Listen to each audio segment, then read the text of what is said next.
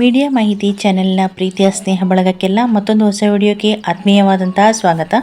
ಸ್ನೇಹಿತರೆ, ಲಕ್ಷ್ಮೀ ಹೆಬ್ಬಾಳ್ಕರ್ ಮೇಡಮ್ ಅವರು 12 ಮತ್ತು 13ನೇ ಕಂತಿನ ಈ ಒಂದು ಗೃಹಲಕ್ಷ್ಮಿ ಯೋಜನೆಯ ಹಣ ಏನಿದೆ ಅದು ಗೃಹಿಣಿಯರ ಖಾತೆಗಳಿಗೆ ಸುಮಾರು ಒಂದು ವಾರ ಅಥವಾ 10 ದಿನಗಳಲ್ಲಿ ಜಮೆ ಆಗುತ್ತೆ ಅಂತ ಹೇಳಿನೇ ಈಗಾಗಲೇ 1.5 2 ತಿಂಗಳು ಆಗ್ತಾ ಬಂತು. ಈಗಾಗಲೇ ಸುಮಾರು 2 ತಿಂಗಳಿಂದ ಎಲ್ಲರೂ ಕೂಡ ಈ ಒಂದು 12 ಮತ್ತು 13ನೇ ಕಂತಿನ ಹಣಕ್ಕಾಗಿ ಕಾಯ್ತಾ ಇದ್ದಾರೆ. ಬಹಳಷ್ಟು ನಿರೀಕ್ಷೆಗಳನ್ನು ಇಟ್ಕೊಂಡು ಕಾಯ್ತಾ ಇದ್ದಂತಹ ಗೃಹಿಣಿಯರಿಗೆಲ್ಲ ಈ ಒಂದು ಗೌರಿ ಗಣೇಶ ಹಬ್ಬಕ್ಕೆ ಬರುತ್ತೆ ಅಂತ ಅನ್ಕೊಂಡಿದ್ದಂತಹ ಗೃಹಲಕ್ಷ್ಮಿಯ ಹಣ ಬರಲಿಲ್ಲ. ಆದರೂ ಕೂಡ ಕಾಯ್ತಾ ಇರುವಂತಹ ಗೃಹಿಣಿಯರಿಗೆ ಈಗಾಗಲೇ ಸೆಪ್ಟೆಂಬರ್ ತಿಂಗಳ ಕೊನೆಯ ವಾರದಲ್ಲಿ ಇನ್ನೇನು 3-4 ದಿನಗಳು ಉಳಿದಿದೆ. ಈ ಒಂದು ಸೆಪ್ಟೆಂಬರ್ ತಿಂಗಳು ಕೂಡ ಅಂತ್ಯ ಆಗುತ್ತೆ. ಈ ಒಂದು ಸೆಪ್ಟೆಂಬರ್ ತಿಂಗಳ ಕೊನೆಯ ವಾರದಲ್ಲಾದರೂ ಕೂಡ ಈ ಒಂದು ಗೃಹಲಕ್ಷ್ಮಿಯ 12 ಮತ್ತು 13ನೇ ಕಂತಿನ ಹಣ ಜಮೆ ಆಗಬಹುದು ಅಂತ ಎಲ್ಲರೂ ಕೂಡ ಕಾಯ್ತಾ ಇದ್ದಾರೆ. ಬನ್ನಿ ಸ್ನೇಹಿತರೆ, ಹಾಗಾದರೆ ಇದರ ಬಗ್ಗೆ ಇರುವಂಥ ಅಪ್ಡೇಟ್ಸ್ ಏನು ಅಂತ ನೋಡೋಣ. ಸ್ನೇಹಿತರೆ, ಯಾರೆಲ್ಲ ಈವರೆಗೂ ನಮ್ಮ ಈ ಚಾನೆಲ್ನ ಸಬ್ಸ್ಕ್ರೈಬ್ ಮಾಡ್ಕೊಂಡಿಲ್ಲವೋ ಈಗಲೇ ಸಬ್ಸ್ಕ್ರೈಬ್ ಮಾಡಿಕೊಂಡು ಬೆಲ್ ಬಟನ್ನ ಪ್ರೆಸ್ ಮಾಡ್ಕೊಳ್ಳಿ. ಹಾಗೂ ಬರ್ತಾ ಇರತಕ್ಕಂತಹ ಹೊಸ ವಿಡಿಯೋಗಳನ್ನು ಲೈಕ್ ಮಾಡಿ, ಶೇರ್ ಮಾಡಿ ಹಾಗೂ ಕಮೆಂಟ್ನಲ್ಲಿ ನಿಮ್ಮ ಅಭಿಪ್ರಾಯಗಳನ್ನು ತಿಳಿಸಿ. ಸ್ನೇಹಿತರೆ, ಲಕ್ಷ್ಮೀ ಹೆಬ್ಬಾಳ್ಕರ್ ಮೇಡಮ್ ಅವರು ಈ ಒಂದು ಜುಲೈ ಮತ್ತು ಆಗಸ್ಟ್ ತಿಂಗಳಿನ ಹಣ ಅಂದರೆ 12 ಮತ್ತು 13ನೇ ಕಂತಿನ ಹಣ 2,000 ರೂಪಾಯಿಗಳಂತೆ, ಅಂದರೆ ಒಟ್ಟಿಗೆ 4,000 ರೂಪಾಯಿಗಳನ್ನು ಒಟ್ಟಿಗೆ ಗೃಹಿಣಿಯರ ಖಾತೆಗಳಿಗೆ ಜಮೆ ಮಾಡಲಾಗುತ್ತೆ ಅಂತ ಹೇಳಿದರು. ಪ್ರತಿ ತಿಂಗಳು 2,000 ರೂಪಾಯಿಗಳು ಪ್ರತಿ ಗೃಹಿಣಿಗೆ ಅಂತ ಲೆಕ್ಕಾಚಾರ ಮಾಡಿದರೆ ಈಗಾಗಲೇ 2,500 ಕೋಟಿ ರೂಪಾಯಿಗಳು ಪ್ರತಿ ತಿಂಗಳು ಆರ್ಥಿಕ ಇಲಾಖೆಯಿಂದ ಬಿಡುಗಡೆ ಆಗಬೇಕಾಗತ್ತೆ. ಹಾಗಾಗಿ 2 ತಿಂಗಳ 2 ಕಂತುಗಳ ಹಣ ಏನಿದೆ ಆ ಒಂದು ಹಣವನ್ನು ಆರ್ಥಿಕ ಇಲಾಖೆ ಬಿಡುಗಡೆ ಮಾಡಬೇಕಂತಂದರೆ ಸುಮಾರು 5,000 ಕೋಟಿ ರೂಪಾಯಿಗಳನ್ನು ಬಿಡುಗಡೆ ಮಾಡಬೇಕಾಗತ್ತೆ. ಹಾಗಾಗಿ ಈಗ ಆರ್ಥಿಕ ಇಲಾಖೆ ಎಷ್ಟು ಕಂತುಗಳ ಹಣವನ್ನು ಈಗಾಗಲೇ ಬಿಡುಗಡೆ ಮಾಡಿದೆ ಅನ್ನೋದ್ರ ಬಗ್ಗೆ ಎಲ್ಲೂ ಕೂಡ ಸ್ಪಷ್ಟ ಮಾಹಿತಿಯನ್ನು ನೀಡ್ತಾ ಇಲ್ಲ. ಲಕ್ಷ್ಮೀ ಹೆಬ್ಬಾಳ್ಕರ್ ಮೇಡಮ್ ಅವರು ಈ ಹಿಂದೆ ಈ ಒಂದು ಆರ್ಥಿಕ ಇಲಾಖೆಗೆ ಈ ಒಂದು ಗೃಹಲಕ್ಷ್ಮಿ ಯೋಜನೆಯ ಕಂತುಗಳ ಹಣದ ಬಿಡುಗಡೆಗಾಗಿ ಈಗಾಗಲೇ ನಾವು ಮಾತಾಡಿದ್ದೇವೆ ಅಂತ ಹೇಳಿದರು. ಆದರೆ ಇವರು ಕೇಳಿಕೊಂಡಂತೆ ಆರ್ಥಿಕ ಇಲಾಖೆಯ ಅಧಿಕಾರಿಗಳಿಂದ ಎಷ್ಟು ಕಂತುಗಳ ಹಣ ಬಿಡುಗಡೆ ಆಗಿದೆ ಅನ್ನೋದರ ಬಗ್ಗೆ ಸರಿಯಾದ ಒಂದು ಸ್ಪಷ್ಟ ಮಾಹಿತಿ ಎಲ್ಲೂ ಕೂಡ ಇಲ್ಲ. ಹೀಗಾಗಿ ಈ ಒಂದು ಗೃಹಲಕ್ಷ್ಮಿ ಯೋಜನೆಯ 12 ಮತ್ತು 13ನೇ ಕಂತಿನ ಹಣದ ಬಗ್ಗೆ ಸರಿಯಾದ ಮಾಹಿತಿ ಈ ಒಂದು ಸರ್ಕಾರದಿಂದ ಬಿಡುಗಡೆನೇ ಆಗ್ತಾ ಇಲ್ಲ. ಆದ್ದರಿಂದ ಈಗಾಗಲೇ ಸೆಪ್ಟೆಂಬರ್ ತಿಂಗಳ ಕೊನೆಯ ವಾರದಲ್ಲಿ ಈ ಒಂದು 12 ಮತ್ತು 13ನೇ ಕಂತಿನ ಹಣ ಬಿಡುಗಡೆ ಆಗುತ್ತೆ ಅಂತ ಕಾಯ್ತಾ ಕೂತ್ಕೊಂಡಿರ್ತಕ್ಕಂತಹ ಪ್ರತಿಯೊಬ್ಬ ಗೃಹಿಣಿಯರಿಗೂ ಕೂಡ ಒಂದು ಅಸಮಾಧಾನಕ್ಕೆ ಕಾರಣ ಆಗಿದೆ.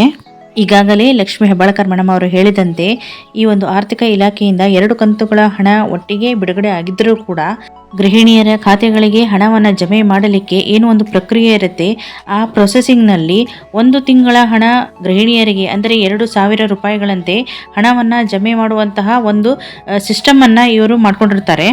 ಹಾಗಾಗಿ ಈಗಾಗಲೇ 2 ತಿಂಗಳ ಹಣ ಪೆಂಡಿಂಗ್ ಇದ್ದರೂ ಕೂಡ 2 ಕಂತುಗಳ ಹಣವನ್ನು ಒಟ್ಟಿಗೆ ಗೃಹಿಣಿಯರ ಖಾತೆಗಳಿಗೆ ಒಂದೇ ಕಂತಿನಲ್ಲಿ ಈ ಒಂದು 4,000 ರೂಪಾಯಿಗಳನ್ನು ಗೃಹಿಣಿಯರ ಖಾತೆಗಳಿಗೆ ಜಮೆ ಮಾಡಲಿಕ್ಕೆ ಸಾಧ್ಯ ಆಗುವುದಿಲ್ಲ. ಹಾಗಾಗಿ 2 ಕಂತುಗಳ ಹಣವನ್ನು ಜಮೆ ಮಾಡಿದರೂ ಕೂಡ 3-4 ದಿನಗಳ ಅಂತರದಲ್ಲಿ ಹಣದ ಒಂದು ಜಮಾವಣೆ ಆಗುತ್ತೆ. ಹಾಗಾಗಿ ಆರ್ಥಿಕ ಇಲಾಖೆ ಒಟ್ಟಿಗೆ 2 ಕಂತುಗಳ ಹಣ ಬಿಡುಗಡೆ ಮಾಡಿದರೂ ಕೂಡ ಮೊದಲನೆಯದಾಗಿ 12ನೇ ಕಂತನ್ನು ಈ ಒಂದು ಗೃಹಿಣಿಯರ ಖಾತೆಗಳಿಗೆ 2,000 ರೂಪಾಯಿನ ಜಮಾ ಮಾಡ್ತಾರೆ. ಆಮೇಲೆ ಒಂದು 3-4 ದಿನಗಳ ಅಂತರದಲ್ಲಿ 13ನೇ ಕಂತಿನ ಹಣವನ್ನು ಕೂಡ ಜಮೆ ಮಾಡ್ತಾರೆ. ಆದರೆ ಈಗಾಗಲೇ 12 ಮತ್ತು 13ನೇ ಕಂತಿನ ಜೊತೆಗೆ 14ನೇ ಕಂತು ಕೂಡ ಇನ್ನೊಂದು 3-4 ದಿನಗಳಲ್ಲಿ ಸೇರಿಕೊಳ್ಳುತ್ತೆ.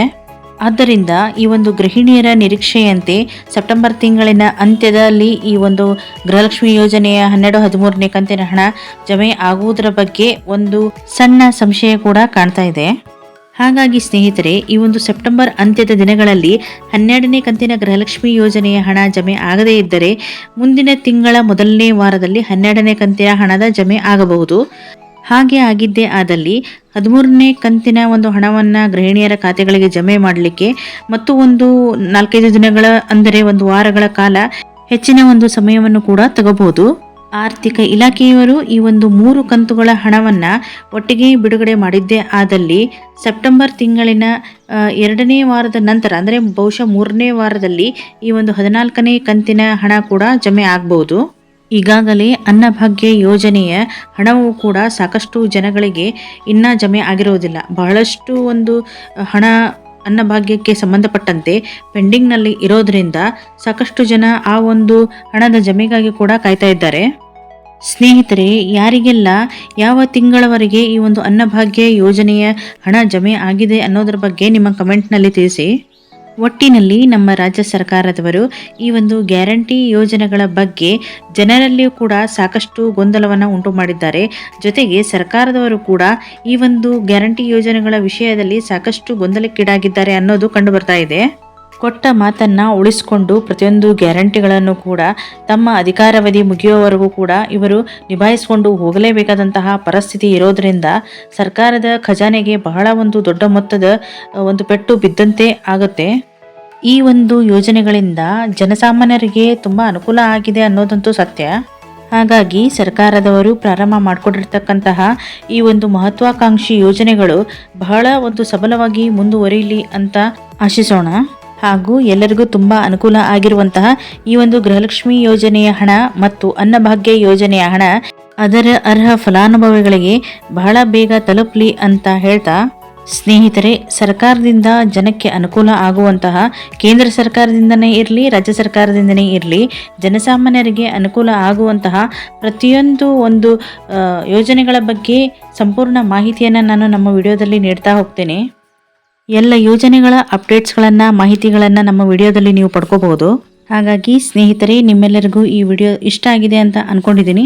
ಮತ್ತಷ್ಟು ಹೊಸ ಮಾಹಿತಿಗಳೊಂದಿಗೆ ಮುಂದಿನ ವಿಡಿಯೋದಲ್ಲಿ ತಮ್ಮನ್ನು ಭೇಟಿಯಾಗ್ತೀನಿ. ವಿಡಿಯೋ ಎಲ್ಲರಿಗೂ ಇಷ್ಟ ಆಗಿದೆ ಅಂತ ಅಂದ್ಕೊಂಡಿದ್ದೀನಿ. ಹಾಗಾಗಿ ಯಾರೆಲ್ಲರೂ ಈವರೆಗೂ ನಮ್ಮ ಚಾನೆಲ್ನ ಸಬ್ಸ್ಕ್ರೈಬ್ ಮಾಡ್ಕೊಂಡಿಲ್ಲವೋ ಈಗಲೇ ಸಬ್ಸ್ಕ್ರೈಬ್ ಮಾಡಿಕೊಂಡು ಬೆಲ್ ಬಟನ್ನ ಪ್ರೆಸ್ ಮಾಡ್ಕೊಳ್ಳಿ. ಬರ್ತಾ ಇರ್ತಕ್ಕಂತಹ ವಿಡಿಯೋಗಳನ್ನು ಲೈಕ್ ಮಾಡಿ, ಶೇರ್ ಮಾಡಿ, ನಿಮ್ಮ ಅಭಿಪ್ರಾಯಗಳನ್ನು ಕಮೆಂಟ್ನಲ್ಲಿ ತಿಳಿಸಿ. ಸ್ನೇಹಿತರೆ, ಮತ್ತಷ್ಟು ಮಾಹಿತಿಗಳೊಂದಿಗೆ ಮುಂದಿನ ವಿಡಿಯೋದಲ್ಲಿ ಭೇಟಿಯಾಗೋಣ. ವಿಡಿಯೋ ನೋಡಿದ್ದಕ್ಕಾಗಿ ಧನ್ಯವಾದಗಳು.